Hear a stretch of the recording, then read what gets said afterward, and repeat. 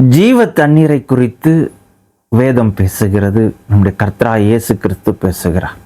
ஒரு சமாரிய ஸ்திரீயிடம் அவர் பேசுகின்ற பொழுது அவர் சொல்லுகிறார், நீ என்னிடத்தில் கேட்டிருந்தால் நான் உனக்கு ஜீவ தண்ணீரை கொடுத்திருப்பேனே என்று சொல்லுகிறார்.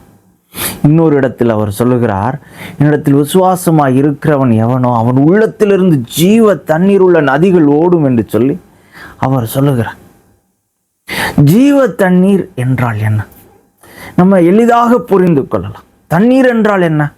நாம் தினசரி பார்க்கிறோம், தண்ணீரை பார்க்கிறோம். அது எதற்கு பயன்படுகிறது? நம்முடைய மாம்சத்தில் ஏற்படக்கூடிய தாகத்தை தணிப்பதற்கு இந்த தண்ணீர் தேவையாயிருக்கிறது.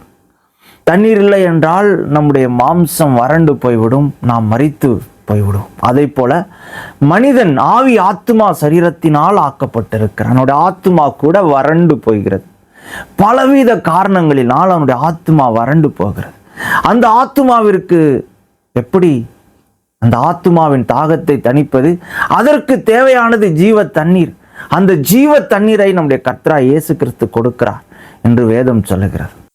அந்த ஜீவ தண்ணீரை நாம் பருகும்போது நம்முடைய ஆத்துமா வறண்டு போகாது, நாம் செழிப்பாய் இருப்போம். ஹல்லேலூயா. அந்த ஜீவ தண்ணீர் எதை குறிக்கிறது என்றால் பரிசுத்த ஆவியானவரை குறிக்கிறது என்று வேதம் சொல்லுகிறது. நாம் இயேசு கிறிஸ்துவை ஏற்றுக்கொள்கிற பொழுது அவருடைய பிள்ளையாகிறோம். அவர் என்னுடைய பாவங்களுக்காக மரித்தார் என்று நினைக்கின்ற பொழுது நாம் பரிசுத்தவான்களாகிறோம், நீதிமான்களாகிறோம். அதற்கு பரிசாக நமக்கு என்ன கிடைக்கிறது? பரிசுத்த ஆவியானவர் நம்முடைய ஆவியில், நம்முடைய ஆத்துமாவில் செயல்பட ஆரம்பிக்கிறார். ஜீவ தண்ணீர் நம்முடைய இருதயங்களில் செயல்பட ஆரம்பிக்கிறது. பரிசுத்த ஆவியானவர் நம்முடைய இருதயங்களில் செயல்பட ஆரம்பிக்கிறார். ஹல்லேலூயா. ஒருவேளை நீங்கள் உங்கள் வாழ்க்கையில் உங்கள் ஆத்துமாவில் சோர்ந்து போயிருக்கிறீர்களோ, நம்முடைய ஆத்துமா வறண்டு போயிருக்கிறது, நமக்கு தேவையானது இந்த ஜீவ தண்ணீர், பரிசுத்த ஆவியானவர். அவரை நம்முடைய கர்த்தராகிய இயேசு கிறிஸ்துவை ஏற்றுக்கொள்வோம், பாவத்தில் இருந்து விடுபடுவோம், இந்த ஜீவ தண்ணீரை நாம் பெற்றுக்கொள்வோம். ஹல்லேலூயா. ஆமென்.